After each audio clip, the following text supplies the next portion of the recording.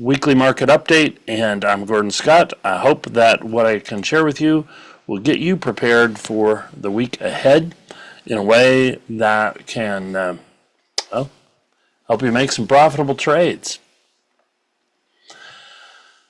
Let's see. I guess it's about 5 o'clock out there in Singapore. Missing the place, love it. When I was there just in December. Looking forward to a possible return visit in 2026. So I think I want to share my screen and just go through what's up ahead in the calendar and the week upcoming. And you may know this, you may not, but it is just Forex Factory's calendar. And I want to point out a couple of things that I think are going to move the markets and be important. Specifically, we've got some numbers coming up on GDP in China. That may or may not be a big impact. But these ones certainly will be in the Canadian dollar and the US dollar CPI. And this is Tuesday. So on Tuesday, you're at 6:30 a.m. and that is, I wonder if I could set this time zone to local Singapore. Is that possible? See if I can do that. What's that going to be?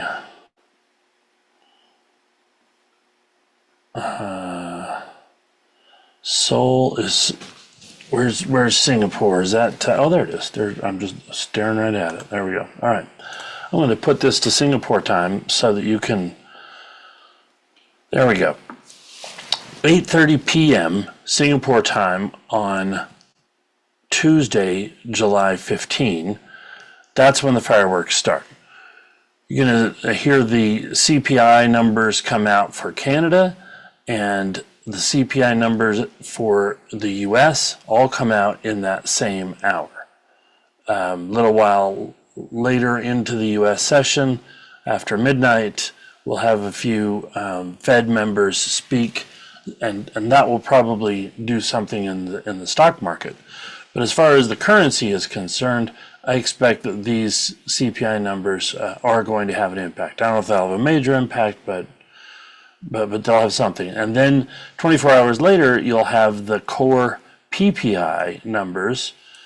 And this is, both of these numbers are government published indexes. But generally speaking, the market still pays attention to them. So they're kind of important. Yeah, thanks.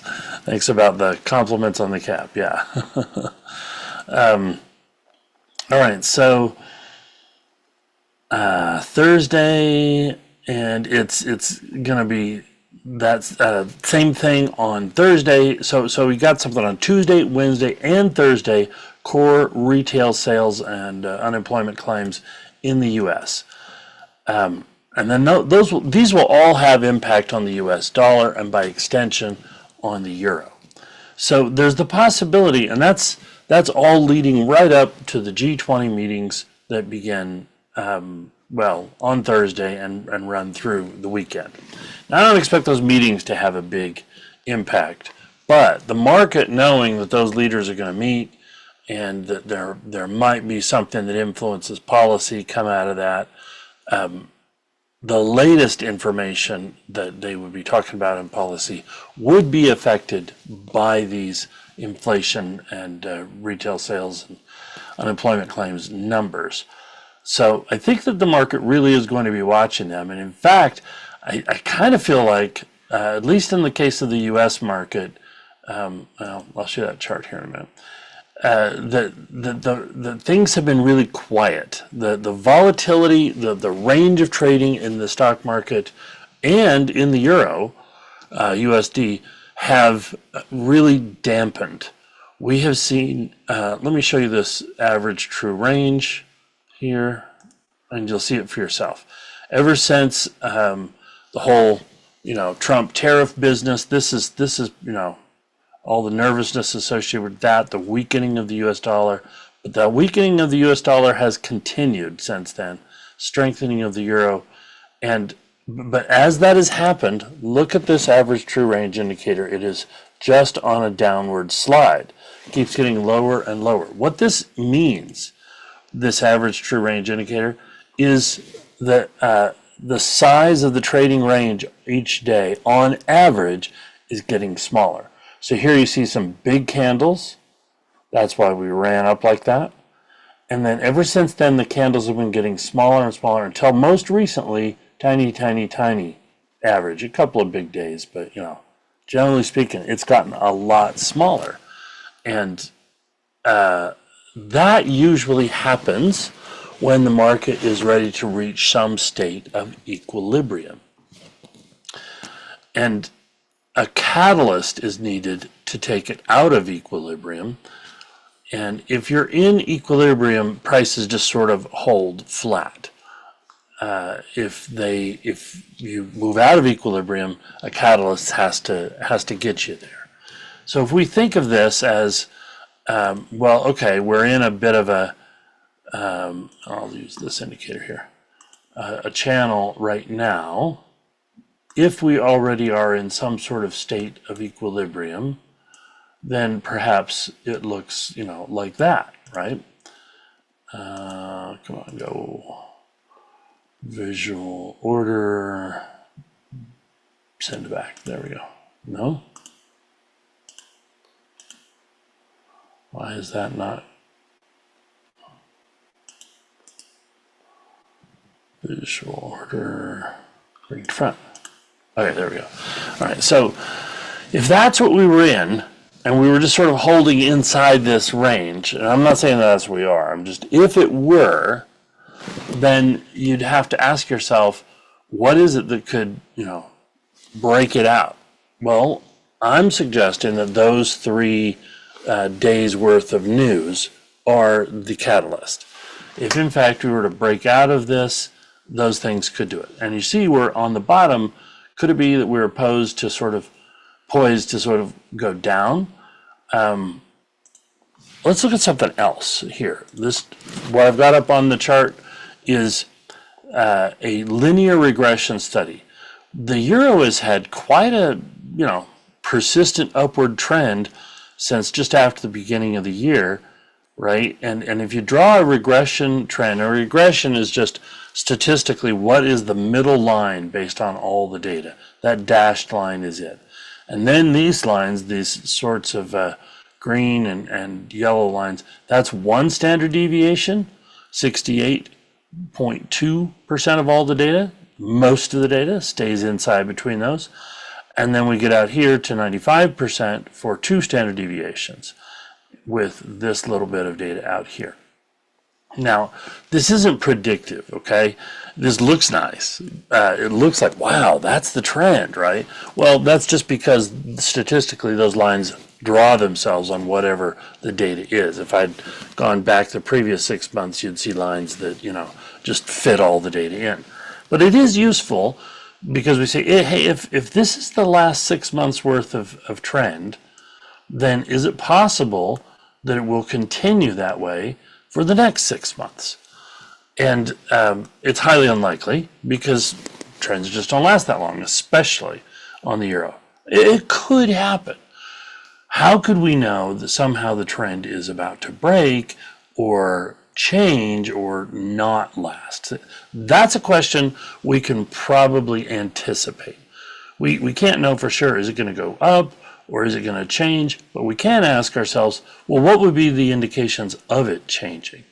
That's why it's useful to look at lines on the chart like this, because we say, well, if it comes below this green line, we're outside of the one standard deviation. We're in between 1 and 2. This is a statistically unusual area. What has happened the past 6 months? The price of the euro has rebounded.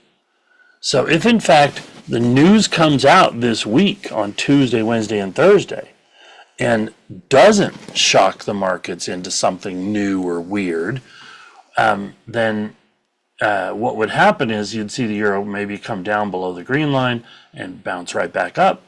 And every time it has bounced up, hey, that's been a good long signal on the euro. Euro USD pair, right?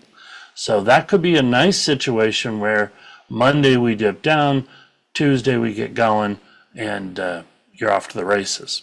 So keep an eye out for that. However, there is another possibility that the markets could go the wrong way. Well, wrong if you like going long. If you can anticipate it in Forex, you love it, right? If in fact it were to start going down, then what would happen? What would we see? Well, last time it did that kind of downward move, it got going pretty fast and furious, and there were some great trade opportunities here. And so it might be that there are those sorts of similar trading opportunities here. I don't know.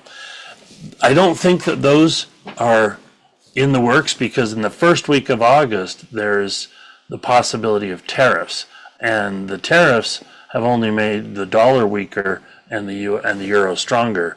So that, if tariffs come about, the only thing that would really change it, there are two things. One, if somehow the tariffs are just going to go away, I think that the drop in volatility here is that the market's kind of expecting the tariffs to go away.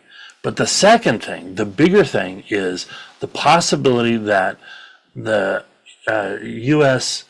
Fed will lower the interest rates, or at least signal that they are going to eventually lower interest rates before the end of the year. Now, they already came out and said in their meeting, yeah, we're not sure, maybe we'll do that. Definitely not by the next time, but maybe by the end of the year. And then the notes came out this week, the minutes, and said, and people read into those minutes and said, well, there were more Fed governors, the committee members, that shifted from, nah, we don't think so, to, yeah, we probably think so. But that's just like, out of 12, maybe 2 or 3 or 4 shifted over that hadn't been there already, So it's not insignificant, but it wasn't enough to really seriously move the needle. So the big question now will be, is there anything in the inflation data that will help push the Fed governors? Because the Fed governors watch the inflation data. They watch the CPI, but they really watch the PPI. So if in fact the CPI came in a way where it was declining, where inflation was going down, then Fed governors would know, hey, we don't really need to keep the interest rates as high as they are. But if inflation were hanging around right where it is, see how in the past several months it's the CPI numbers have crept higher and higher? If in fact those were to continue up at this level or creep even a little higher on the next print, this on Tuesday, that would make the Fed say, no, we don't want to lower interest rates. We need the pressure of interest rates to keep inflation from going runaway. On the PPI, this thing has kind of been declining, okay? So some people have looked at this and thought, hey, we really can't expect the Fed to lower rates because this thing has not been creeping up. The CPI it's a little funky. It gets, maneuvered and jiggered around a little. The PPI less so. And as you can see, the peaks have been getting lower on this thing. And so it's actually signaling that there really isn't, from a producer point of view, this is like wholesale, okay? PPI is kind of like the prices, the wholesale prices, and the CPI is like retail prices. You can think of it that way.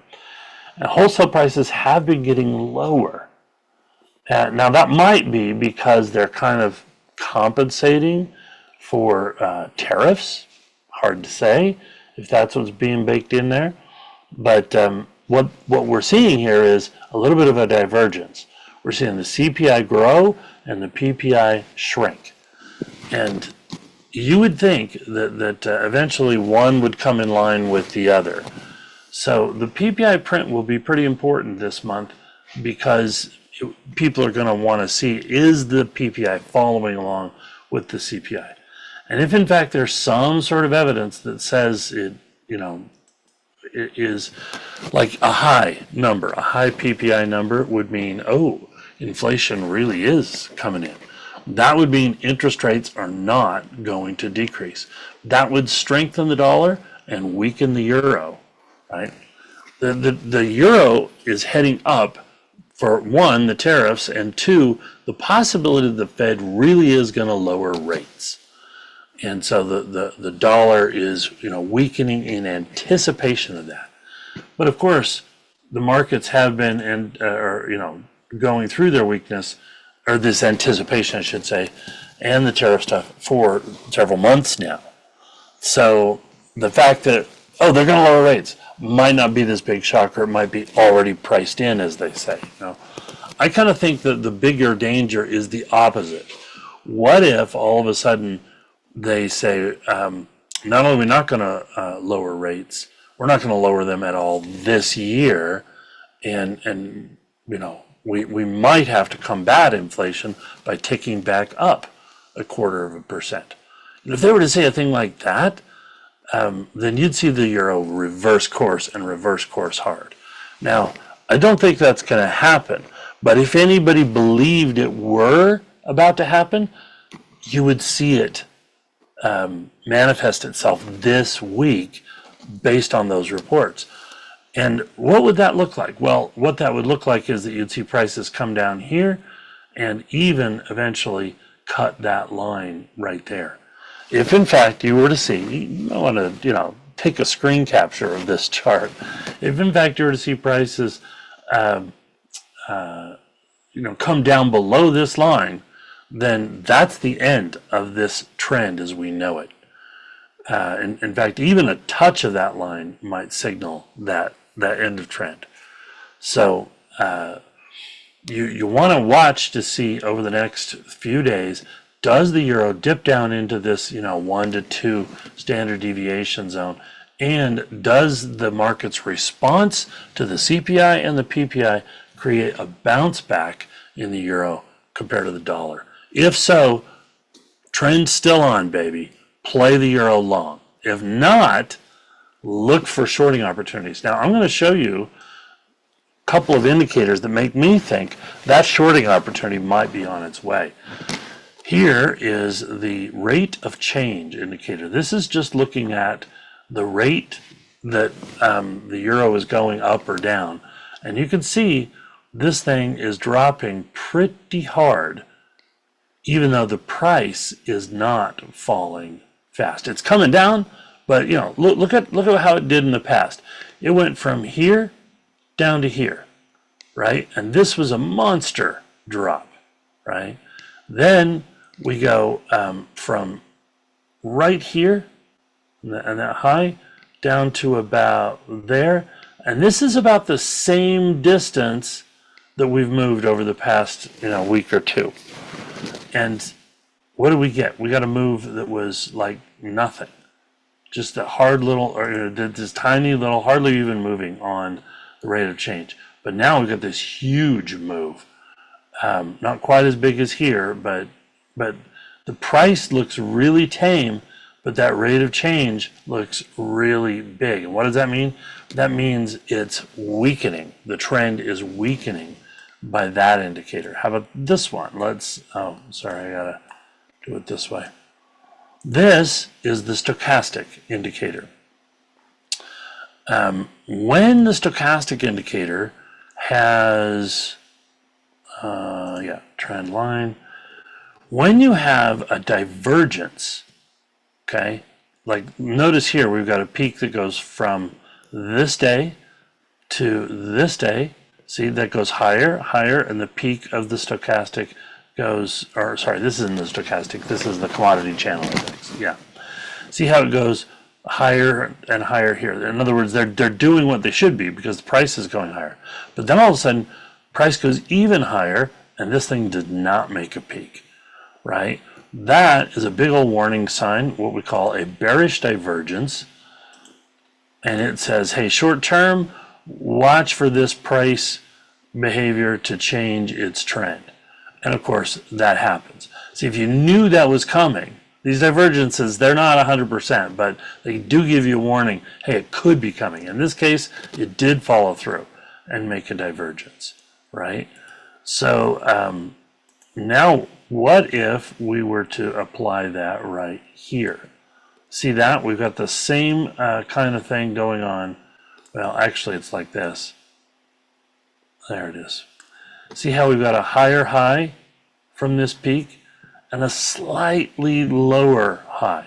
Not as big as this, dramatic as that divergence, but it's still there. It's interesting because what this means is, hey, we're slowing down our upward movement, upward trend. So that's the commodity channel index. Here's the stochastic indicator. The stochastic indicator is not showing that kind of a divergence, right, on a longer term basis. So this is like, the monthly stochastic, and you can see from here to here, on a big picture perspective, it was going down. So this, even though it jumped up, it was weakening, and you were, needed to be ready for that. Here we don't have that. So this, stronger, longer term trend is still in play. If in fact I were to change the time frame on this, now this setting, I got to tell you, it's pretty reliable. I've watched that for over the years. I've been surprised how reliable that can be. But that's with a 30 K length and 3 and 3 smoothing. If I change this to its default of 14, 5, and 1, then we get a different look, right? Here we get, it's still not quite coming up. I mean, it's not creating a bearish divergence, certainly not like this one.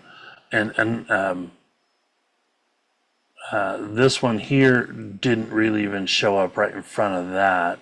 But that weakness, see, this is what you want to look for.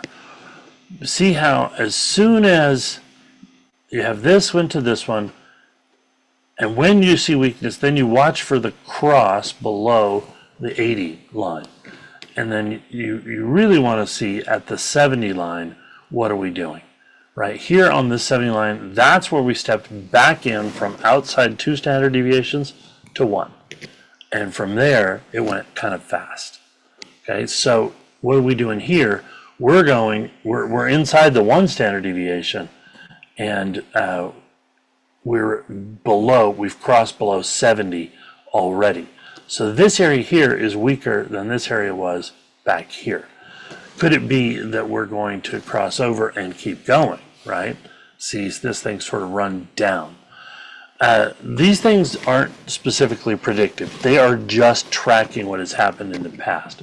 What this tells me is the trend is weakening going into these 3 days of potential catalysts report. We didn't have potential catalysts over the past week. That's why it got quiet.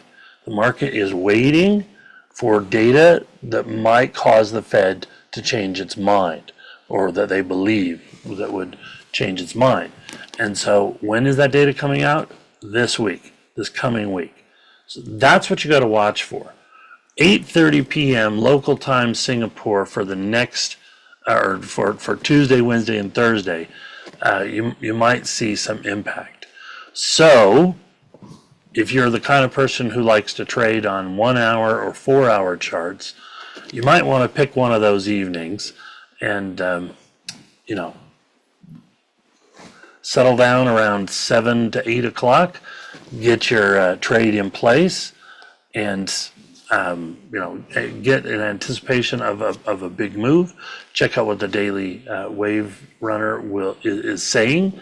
Maybe there's going to be a trade opportunity there. So that's some timing to watch for. All right, before I go on from here, any questions to what I've just said? Hopefully I'm clear enough. That's some really interesting stuff coming up this week. And I think that the biggest moves that will be apparent in the market on Euro USD are going to just ripple over and drive others. No questions? Great. Hopefully that means you're following the information that I got and all good with. Before then we go too far, Sharon has got a question. Raise the hand. Go ahead and type that into the chat. I'm not sure I have the ability to light your microphone. Go ahead and can you type it in? No? Yeah? Oh, typo with that. Raise the hand. All right. Dollar yen. So here's we looked at the euro. If in fact the euro were to change that upward trend, that long, strong upward trend, we would probably see a similar change in the US dollar, Japanese yen. The interesting thing about this is the yen was trending pretty heavily when the euro was not. And now that the euro is trending, the yen is not. Here comes the big question then. Will these changes, whatever they are about to come in the next few weeks, cause the yen to change trend, right? So if we put the regression channel on here, we can see that's kind of the slight upward drift that we got. It's really kind of short term. Probably a more interesting chart or interesting observation is going to be this sort of thing. Well, let's see. I wonder if I could create a curve. Do I have a curved line here?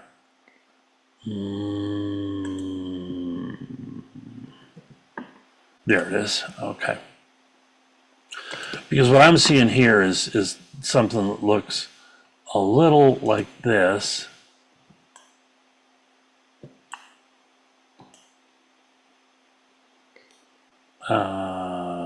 Yeah, there we go. So if we were to connect all of those tops, this is how it's looking, right?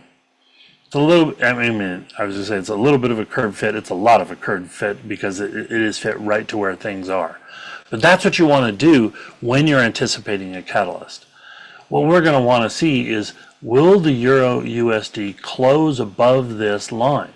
So far, it has failed to close above that line on a daily basis.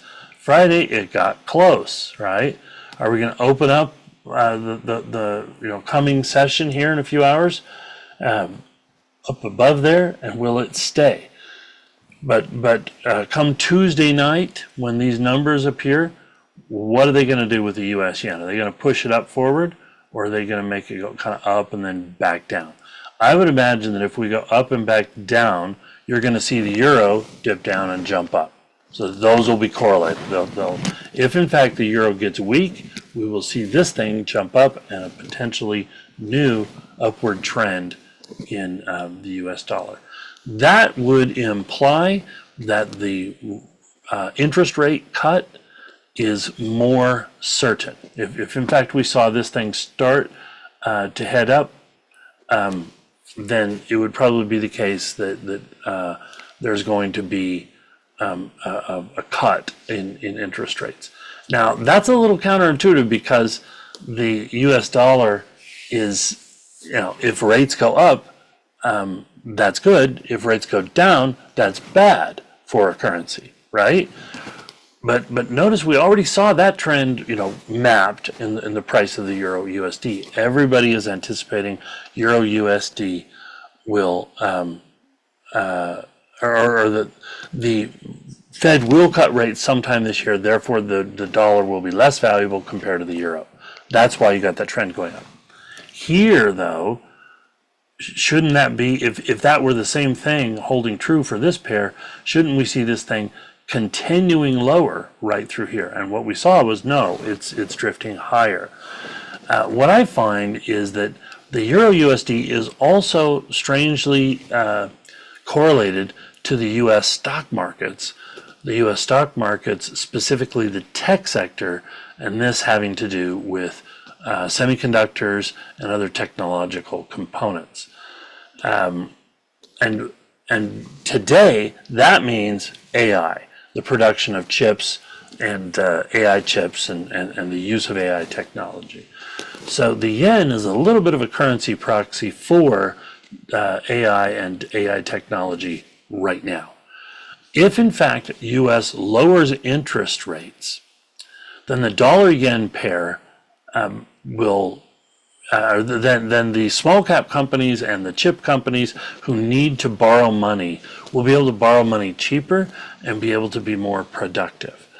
And that means that the U.S. stock market will rise.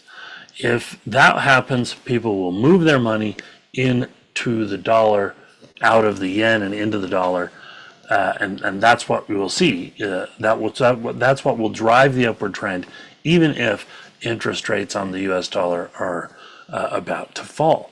That's the way I would see it. That's the way I would interpret this.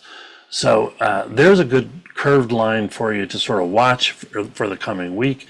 We close above it, and if we close below the euro, then we could expect both of those trends to continue. All right, everybody. Hopefully that was good information for you. A couple of things to keep an eye on, and a couple of